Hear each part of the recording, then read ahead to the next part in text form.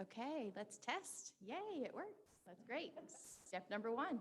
Hi, everybody. Thanks for being with us in person and online.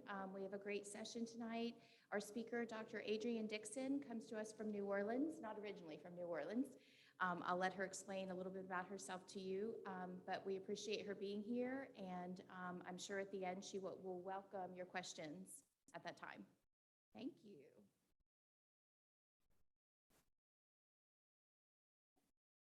Good afternoon, or good evening. Good evening. How are y'all doing? All right. So I am from New Orleans, and I've been in New Orleans since the pandemic. Um, can you hear me? Okay. Am I good for the Zoom people? Okay. So I am a professor at the University of Illinois at Urbana-Champaign.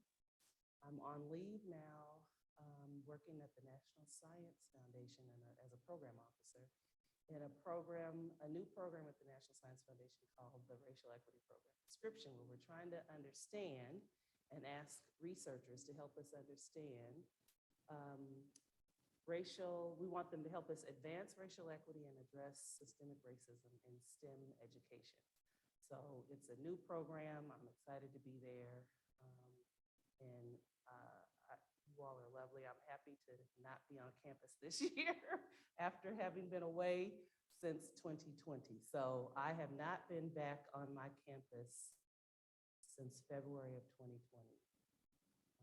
So it's been a while since I've been on college campus. This has given me nice flashbacks, but I'm glad to be able to go home and sit in front of my TV and be on Zoom meetings all day. So what I want to talk about, the title of my talk is Thinking Critically and Ethically About Diversity. And I took my title mostly from the theme of today's conference, of this year's conference, about the kind of intersections between ethics. Yeah, go ahead. Yes, feel free to. I thought it was just me, but thank you. It's weird to see yourself and see like, this is weird. So I took my title from the conference theme, where I think it's pretty progressive to think about kind of given all that we've experienced since 2020, the pandemic, the death of George Floyd, which has made a huge impact on kind of how we think about our relationships with others, authority, power, and privilege and access. And what are the kind of ethical questions that it raises? And I'm not a philosopher, I am a social scientist, but in some ways, if you engage in research, you engage in some sort of ethical thinking. But I want to start with, okay. Okay.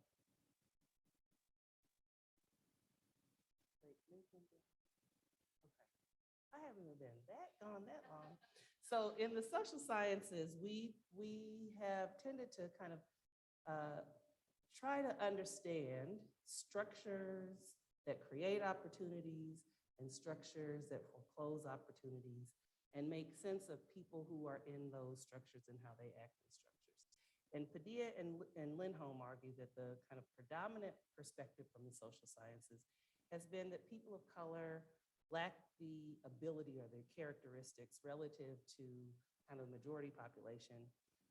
And most of the focus has been on kind of documenting those differences and thinking about interventions to quote unquote fix people of color, as opposed to kind of addressing one, what creates inequality and what are the systemic issues, which is why I'm excited about the National Science Foundation piece. But I think of these issues as I am a critical race theorist, which is a bold, one of my colleagues was like, be careful when you travel out and talk about critical race theory, because we're in a moment where critical race theory has been demonized. And for those of us who examine race, some folks are concerned about it. I've been a critical race theorist since 1998. When I started graduate studies. And so I understand kind of what the reality of critical race theory is and what the with the myths, how it doesn't match up with the myths. And so critical race theory started in the kind of early 70s as a response to the shifts in the immediate post-civil rights era. So civil rights era was 1965, the time right after that. And legal scholars didn't see a lot of change even after this time of tremendous turmoil and considerable social change that ushered in a number of laws that were to create kind of to equalize historical disparities. And what they saw was actually that the disparities just shifted in different ways. So where they were at one point de jure, now they were de facto. De jure meaning by the law. So there were legalized inequalities from Jim Crow as a practice, to de facto practices where we would see students overrepresented in special ed, or we may see people of color overrepresented in prisons. And so critical race theorists in the law were concerned about what's happening in light of these laws that are supposed to equalize things, why are we seeing the persistence? Similarly, that's okay, no, you're fine. Oh, wow, okay. It sounds really loud to me, okay, all right. And so in education,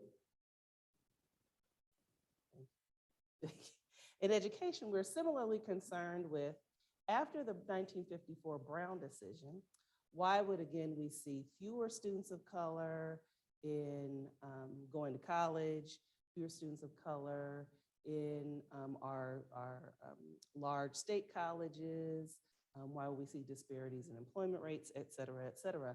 And so what scholars in education want to do is to similarly include critical race theory in their analyses.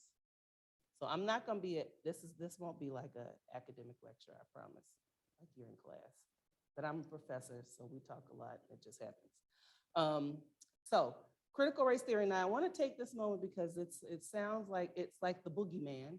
And I want to make sure that we understand, again, kind of what critical race theory is. It started in the legal scholarship, scholars who were concerned that just arguing, can y'all see these? Is it too tiny? Okay, okay. Scholars were concerned that, that we were just we were thinking about disparities in underrepresentation only as a matter of poverty. And that we were missing that a part of the poverty piece was that there were a considerable number of people of color who were also poor and underrepresented. And so they wanted to engage also us thinking about how race and class then work together. How do we understand, again, these disparities happening along both race and class, not just class only or not race only, but an intersection of both. And then later, as you all may know now, there's a term called intersectionality. How many people have heard intersectionality? Have heard the term intersectionality. Later, the term intersectionality, introduced by Kimberly Crenshaw, way back in 1988. Were any of y'all born in 1988? Okay. So way back in the ancient times in the 80s, Kimberly Crenshaw wrote an article talking about intersectionality, and she argued that we had to think about both race, all three, race, class, and gender when we're trying to understand underrepresentation or inequalities in employment, in education, in housing. So why were we seeing these persistent inequalities along wealth? That we also had to include gender. Fast forward to 1995, Gloria Ladson-Billings and Bill Tate started looking at this in terms of education. And again, how do we understand these disparities that included gender, race, and class?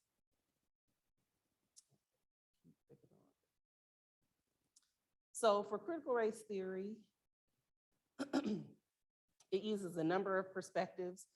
So when you leave here and someone said, and you said, "Ooh, this lady was a critical race theorist and she talked to us about critical," remember this, we only don't talk about race. What else do we talk about? Gender, intersectionality, gender, what else? When I say class, what do I mean by class?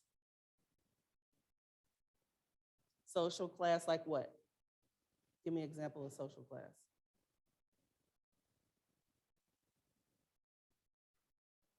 Middle class, upper class, yep. Working class, so that is if you take care of your family by working at a restaurant as a server versus if you take care of your family because you own a restaurant.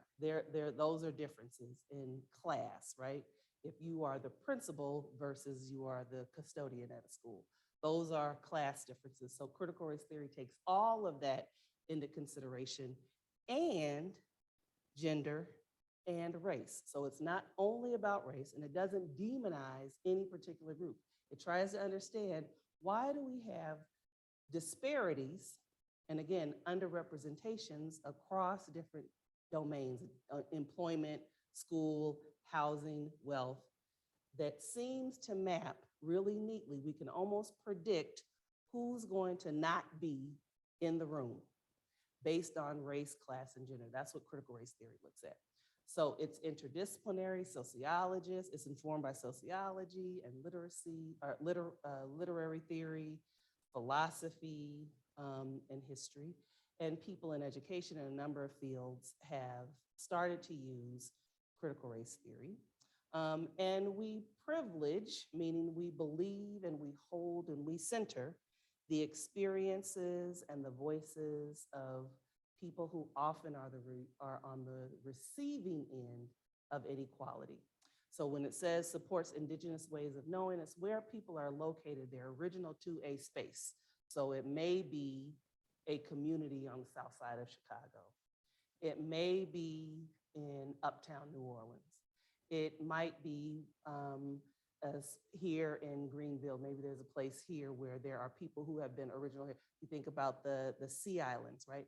Who is in the kind of indigenous ways of knowing of people in that place. We privilege those voices, those experiences, and those perspectives. Okay, so Charles Lawrence argues, and he's a critical race theory scholar. His sister's name is Sarah Lawrence Lightfoot. You should look her up. She wrote a lot about education.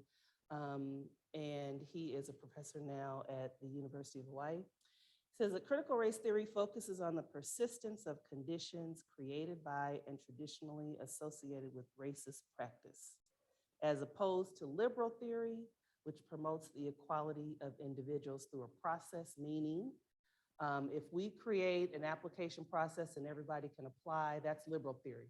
Everybody can apply. Critical race theorists want the outcome to be just. So just because everyone can apply, and we know that some people are absent from the room, that means we need to make sure that our outcome is just. That if we say we value diversity, we value inclusion, then our outcomes should show that. So it's not just that everybody can apply. We have one application, everybody can apply. You submit it on September 15th, and oops, I'm sorry, it just seems, just seems that, well, we're not as diverse as we want to be. If our commitment is that it's diversity, we're going to make sure that our outcomes match our commitment. So critical race theory promotes the substantive equality as a result of legislative and judicial action. By reflecting the perspective of the subordinated, those on the bottom, those indigenous perspectives and voices, critical race theory articulates a theory of equality and human dignity that is grounded in anti-subordination principles. That is an ethical position. So I'm gonna talk about the ethical in a little bit. So as a critical race theorist, I spend my time thinking about how race and racism figure in education. I think about this mostly in K-12, meaning mostly from little kids to kids who are in high school, but because I'm a university professor, I also think about this in terms of big kids like you in college. I engage in both theoretical projects, so I sit down, sometimes I just think about stuff and I'm like, it should be like this. I think it should be wonderful. And then other times I go out and I talk to people, I collect data, I interview, I observe in classrooms, and then we try to make sense of what we saw. Sometimes I'm in classrooms, sometimes I'm outside of schools, in communities with families, community members, teachers, and others who have an interest in education and equitable in broad education and equitable education. And inherent in my work as a critical race theorist is a desire for the substantive and meaningful participation of people of color in the educational enterprise, and in particular, African Americans, as I situate myself as an African American.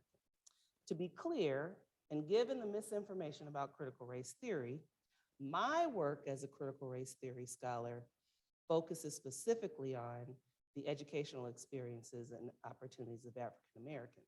But that's not the project of critical race theory. So unbeknownst, with the exception of what you've heard, critical race theory is not only focused on African Americans. I, as a scholar of critical race theory, I study the educational experiences of African Americans. So as I shared earlier, it thinks about race, class, and gender. I happen to focus on those three things as it pertains to African Americans. However, inherent in CRT is this notion of what we call the critical. Our engagement as critical race theorists with the critical is to do more than just critique. This is bad, that's terrible, I don't like this, we need to change that. When people hear critical, they tend to think of criticism, that somebody just sits back in a room and I don't like this, and I just complain.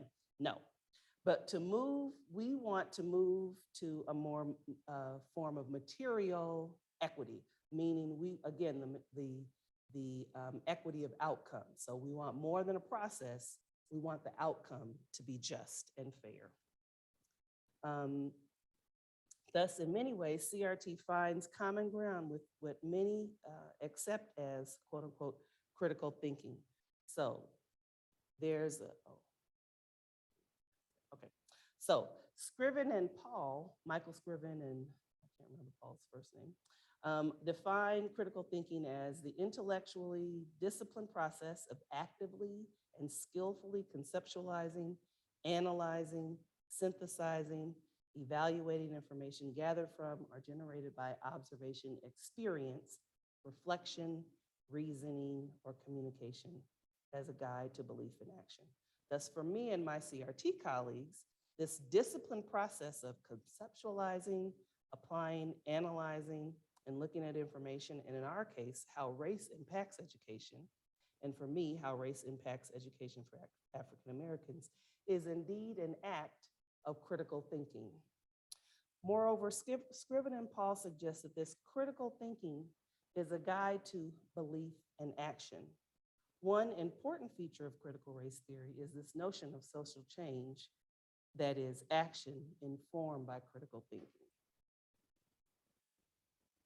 The word ethics is derived from the Greek word ethos, or character. From the Latin word customs, together they combine to define how individuals choose to interact with one another. And in philosophy, which I'm not a philosopher, but ethics defines what is good for the individual and for society, and establishes the nature of duties and people, what duties and people themselves, what they owe to themselves and others. So critical race theory then is concerned also with the kind of conditions that are created by and associated with racist practice. I'm putting this up here to say that as a field, ethics is concerned with what is good for individuals and society. And I would argue that CRT, as Charles Lawrence reminds us, by reflecting the perspective of the subordinated, critical race theory articulates a theory of equality and human dignity that is grounded in anti-subordination principles. Therefore, critical race theory is inherently concerned with the ethics of diversity. How do we live with one another and treat each other in a fair and just way? We are concerned about the opportunity of outcomes that will make a material difference for those that Mari Matsuda describes are at the bottom. So what does this mean for education researchers or people who are going to be teachers or work in schools? It means that we must be as concerned with the crisis and ethics of diversity.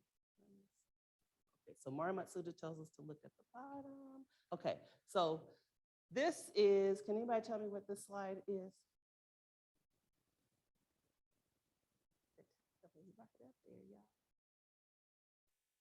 And what does that mean?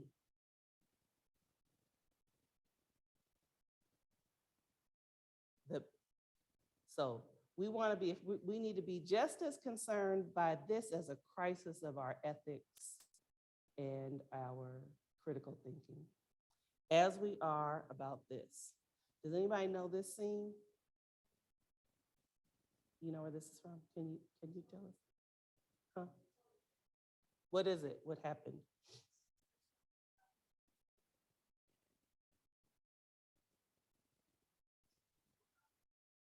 And it was a girl. She got dragged across the room. So we have to, when we think about diversity and our ethical obligation to create diverse places, this little girl is in school, and will she one day sit here? We don't know, right? Because of an experience like this. So when we think about our, let me see if I can do this.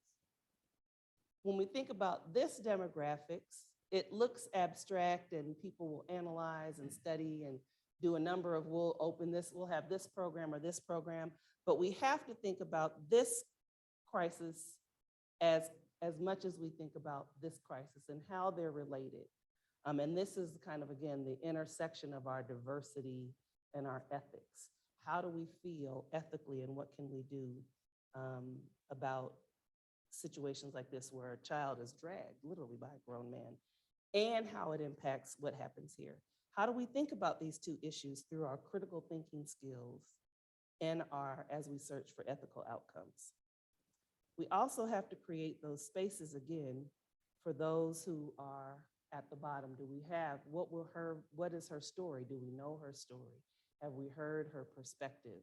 Do we understand kind of what that does to how one thinks about themselves as a learner and school as a place where they will continue and persist? So I'm going to stop there and open for questions. Thank y'all.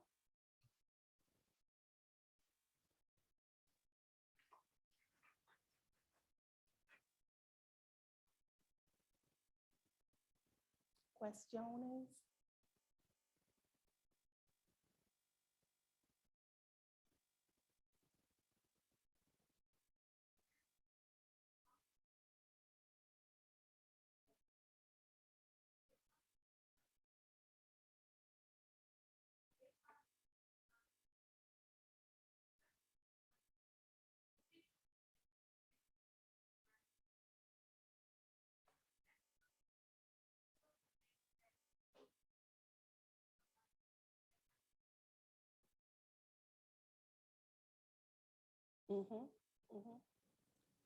So how is school a safe, if we say that schools are safe places, who are they safe for?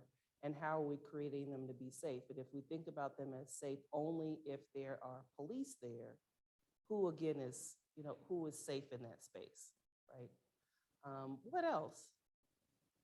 Again, if we think about kind of what is our mandate, right? When, again, we think about diversity in terms of numbers, and then we see this kind of this experience that this child has.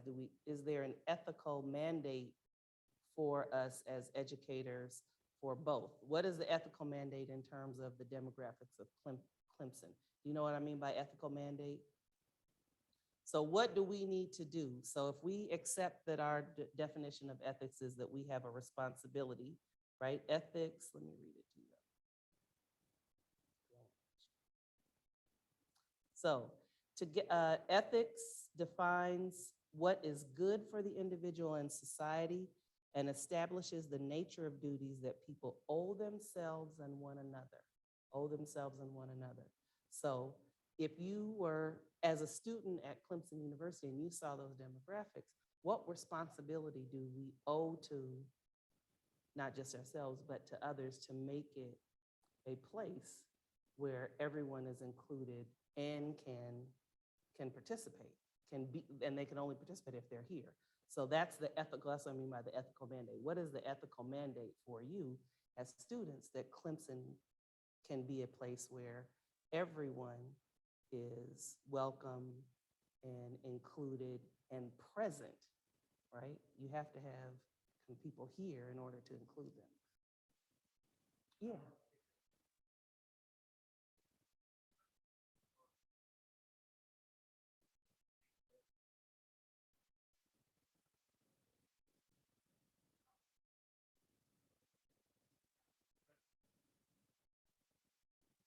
Right, right, right. To his point, in what ways was that young lady pathologized? Meaning, but do you know what pathologize means?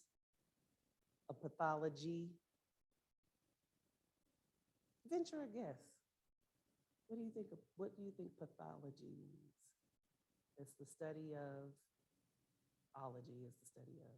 So when something is bad or wrong, usually when you're sick, if you are very sick, they'll send you to a pathologist to figure out why, or if you have an illness that they can't quite define. Anybody watch House, the show House? House with yes. So House was a pathologist. He tried to figure out why somebody was chronically ill. And so we use the term pathologize. There are certain groups of kids, of families, of communities that we pathologize if they're always, quote unquote, on the bottom. We're trying to figure, what's wrong with them? Why are you always on the bottom? As opposed to trying to figure out what are the conditions that would say you're on the bottom and there's something wrong with you, right? That would justify dragging a grown man, dragging a little girl around the floor. So that's what we mean by pathologize. We want to think as educators, what am I doing as an educator that would justify me calling in a grown man and watching him drag a child across the floor, right? Even if he's wearing a uniform. At what point, again, as a teacher, what is your ethical mandate? It's your classroom and a grown person comes in and is dragging this young girl around the floor. What is your ethical mandate? And how do we think critically about that situation for that young girl? Who has the power in that situation? Who in that classroom, who has the power? The teacher and the police officer, right? The child is the least powerful in that situation. So the ethical responsibility is on who? The teacher and the police officer, because he should, first of all, not get so angry that he's dragging a child. And you have two grown people in there. At some point, someone should have stepped in and say, you know what? Let's not do that. Let's step back a second. Mm-hmm. Thank you for your question.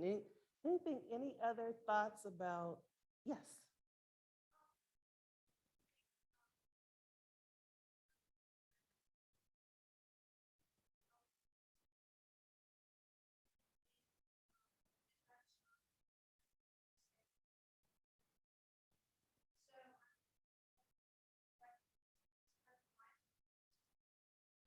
Why the what? Oh, critical. So critical is mostly, so it started in legals. So if you were in law school, and really if you were in graduate school, so people go to law school to get a law degree, become a lawyer. And then the people who actually teach them go to school and get a master's in law. So mostly it's legal scholars. So people who look at law cases, so Supreme Court decisions or school legislation or whatever, and they write about what these laws mean. What do these court cases mean?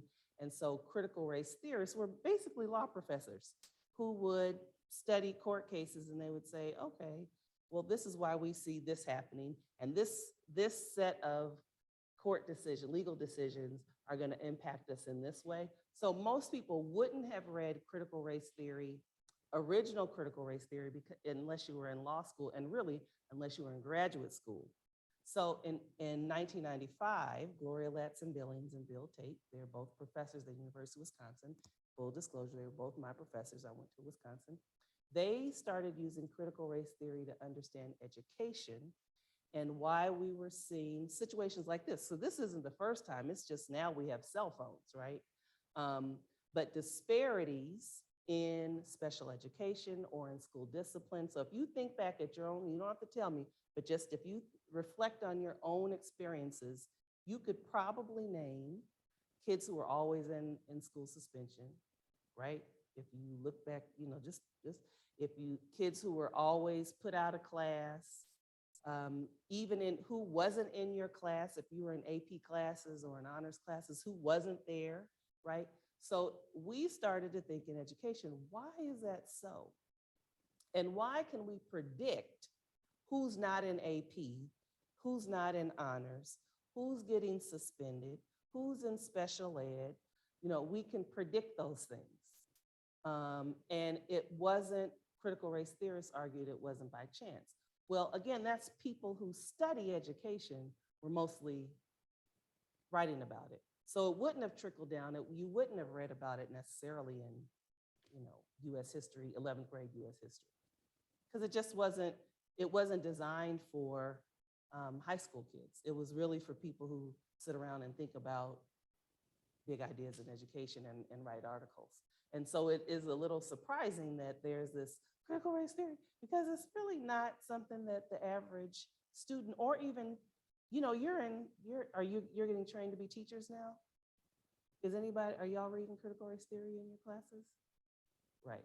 So the kind of hysteria about critical race theory and that teachers are being trained to be critical race theorists is just untrue. Now, what critical race theory does is ask critical questions like, why are little Black girls getting dragged across the classroom, right?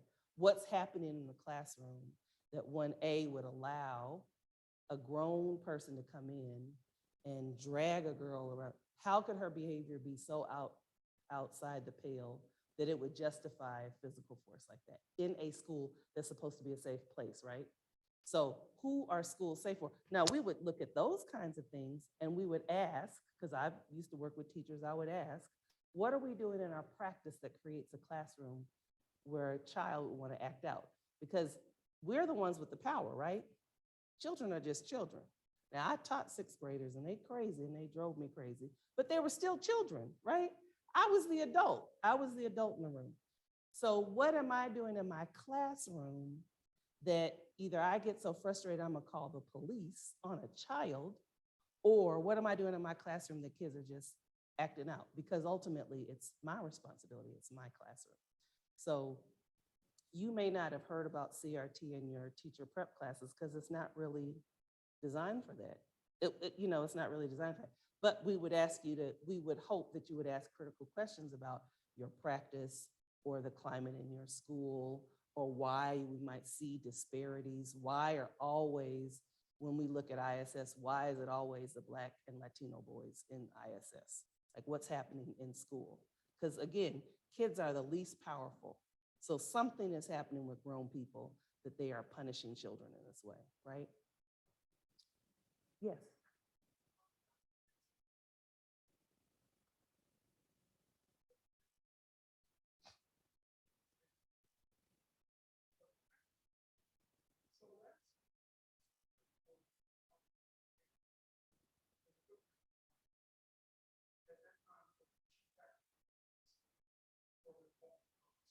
Mm.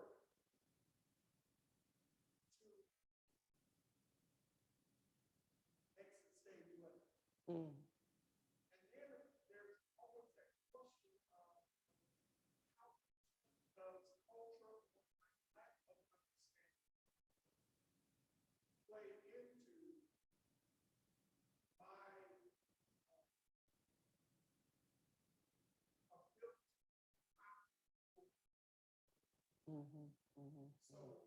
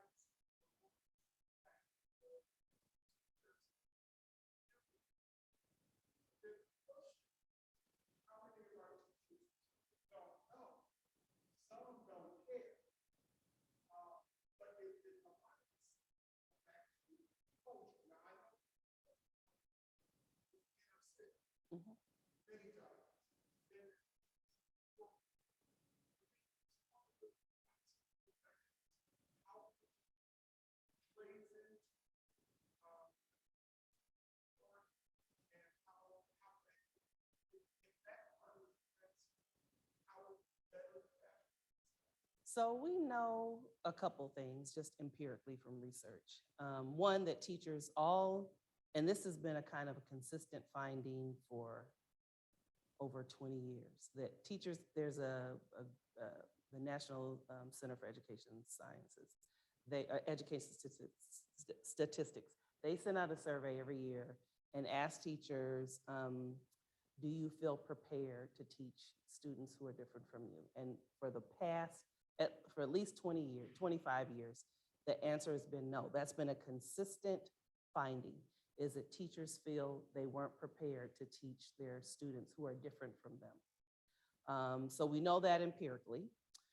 We also know empirically that there is a pedagogy called culturally relevant pedagogy that teachers can employ to address some of these issues that you're talking about. And so part of that, one of the features of culturally relevant pedagogy is that the teacher knows and understands that they have culture, because often when we're teachers, we'll go in a room and it's those children.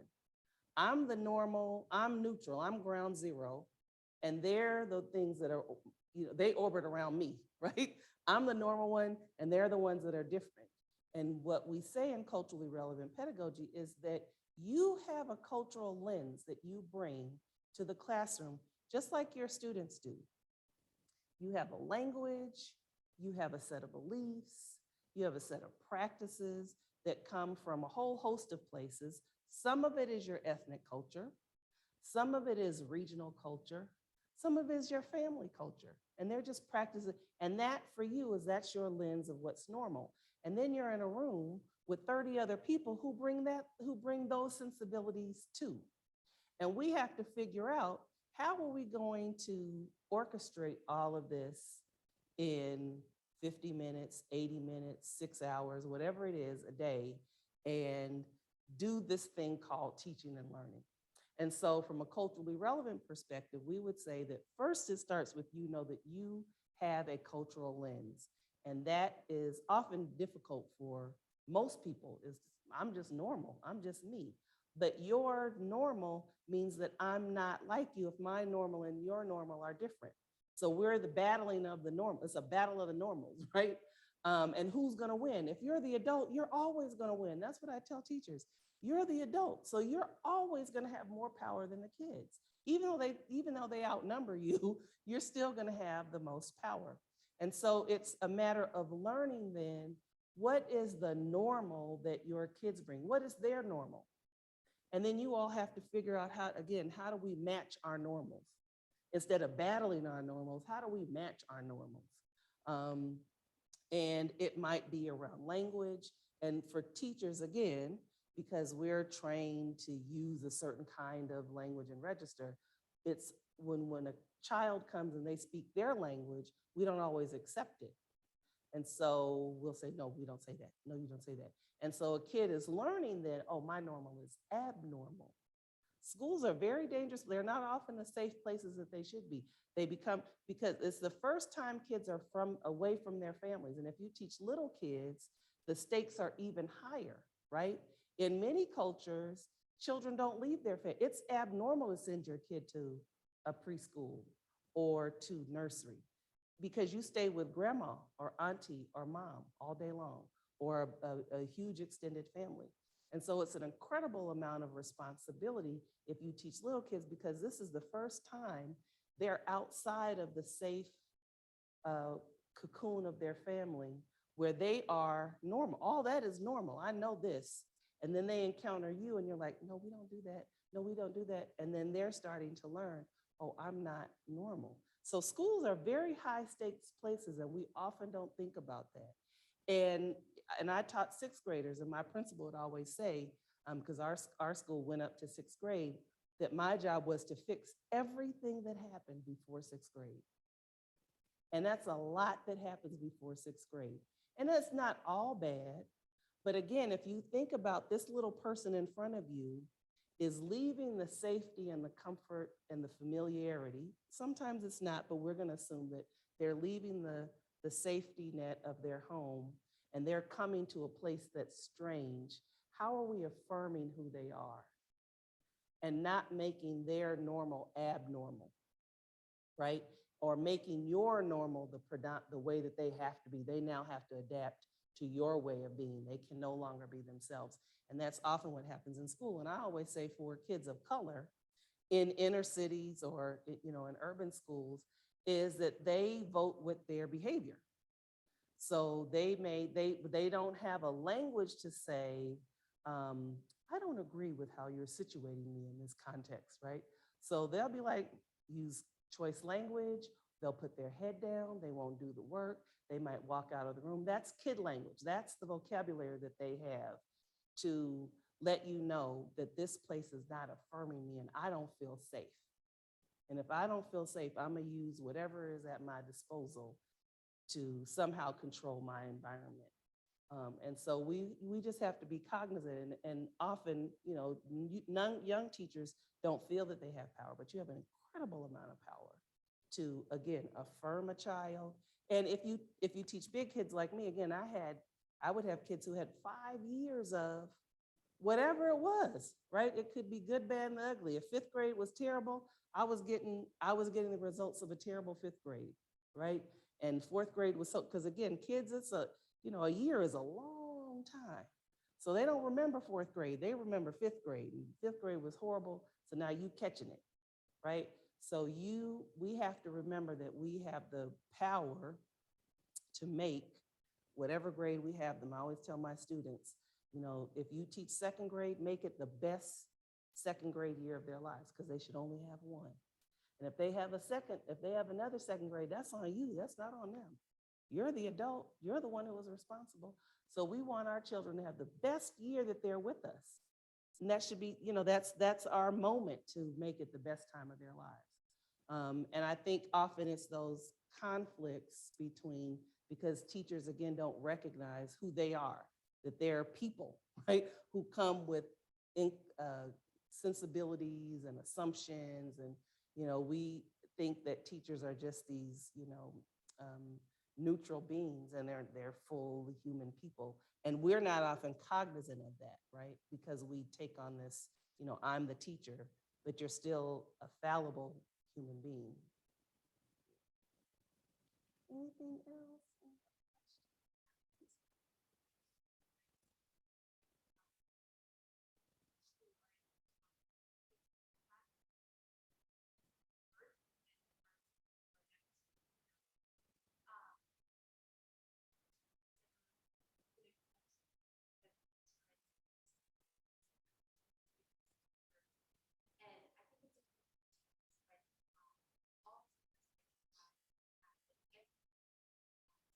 Yep.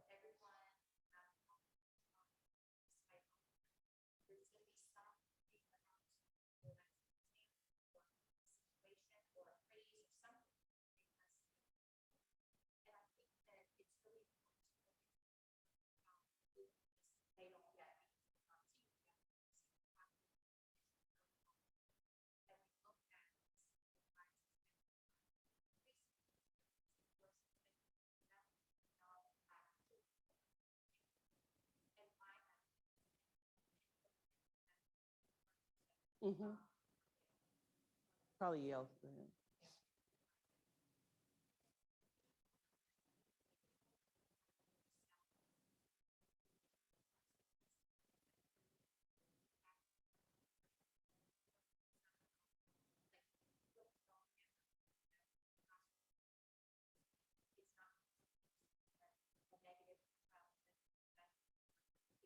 Yeah.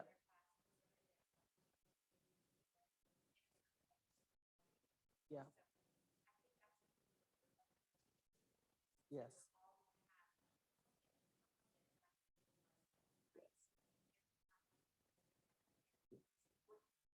Yeah. Yeah. Yeah. Yeah. Yeah. Yeah. Yeah. One quick story I have. So my son, who's now grown, and he would be mortified if he knew I tell all these stories about it. But if you're the mother, if you're a child of an educator, that's just your lot in life. So he was 4 in preschool, and he went to a Catholic school. Our family was Catholic. He went to a Catholic school. And for the most part, he was just a, precocious little child and did whatever. He was fully transparent with his precociousness and with not following directions. He starts school, and they had the behavior plan where you have a face. You draw either if you have a good day, it's a smiley face, or if it's a bad day, it's a sad face. And so the first day he brought it, and he was very hyper, and he had a sad face. And I was like, Jordan, what is the sad face? Oh no, blah, blah, blah. And he had nuns, his teachers were nuns. So this happened the first week of school. And then the second week of school, I wasn't getting the paper anymore. And I was like, well, Jordan, what happened to the paper? I don't know. And I was like, you didn't get it? And I'm looking through his book bag, and it's not there.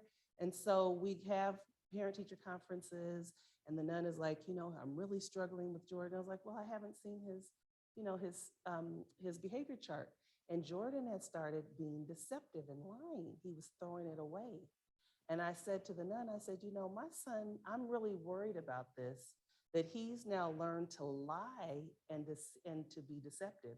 Because he used to, his little stuff was all on display. If he was going to take a cookie, he'd be like, Jordan. So he had learned to lie because he didn't like the response he was getting from this behavior chart. And so I told the nun, I don't like what this is doing to my son. So her response was, okay, I won't put sad faces on him. I'll just try to be more accurate. And so our joke was, so she started drawing just a face like this. And so we called it the straight across face. And so I would say, well, Jordan, how was your day? I got the straight across face. It would just be, so he stopped hiding it, but I knew if he got the straight across face, that meant he didn't quite meet the nun's expectations. But my point to her was that he didn't lie to me before this, right? And he had been at home. He had been home with us and with his grandmother. And so it was new. That's why I say it's new. They're leaving the home and going to someone who's now telling them, you are not right. You're bad.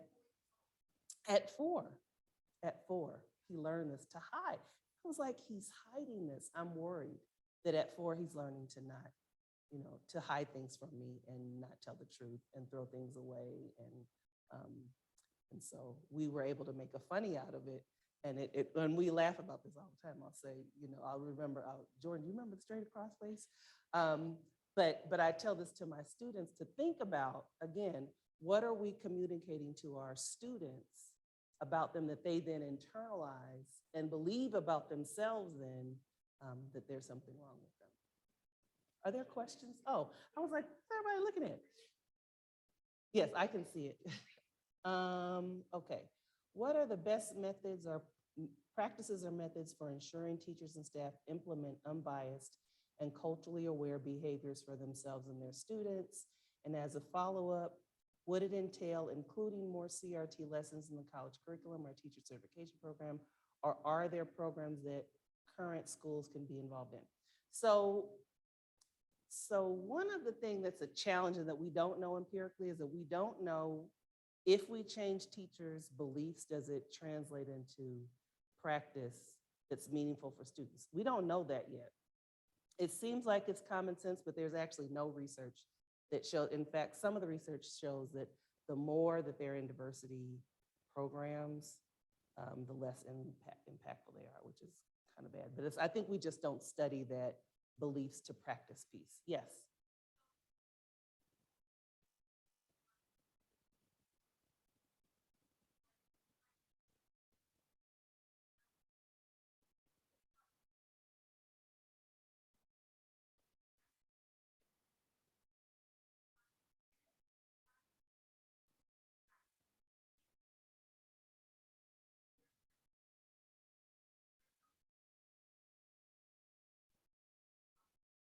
That's what I mean by belief. So somebody could come in and they've had no experience with anyone who's different from them, right?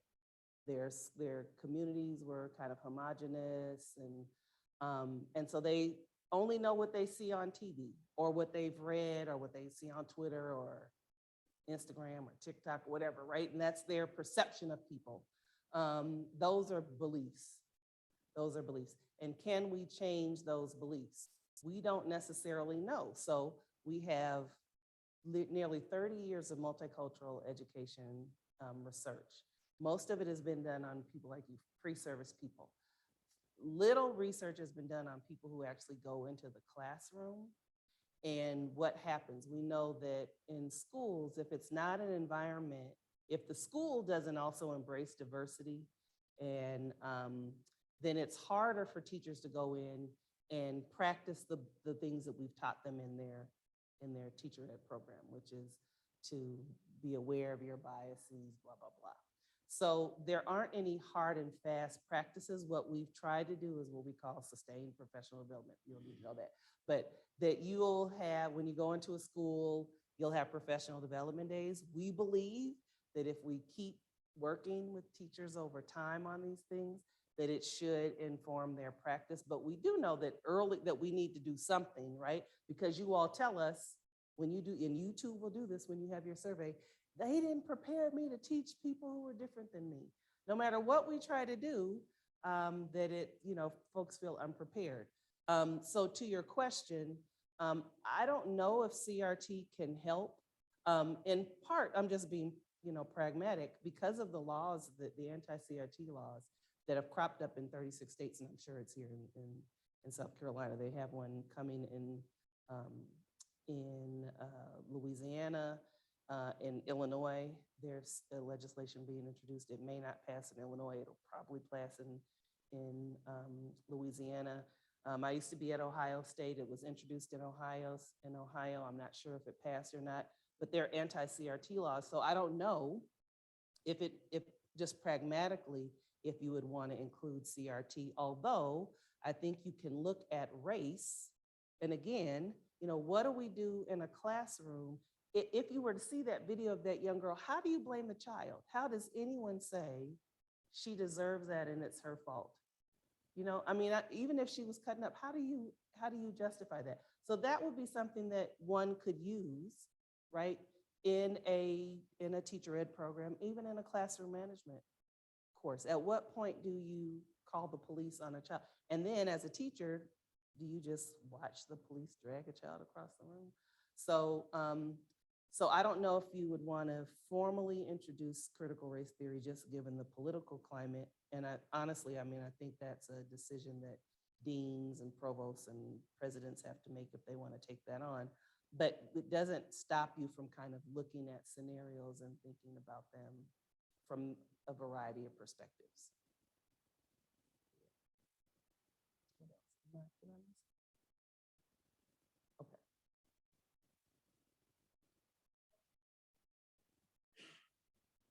Was this the best lecture you've ever sat in? I know it was. Thank you all so much.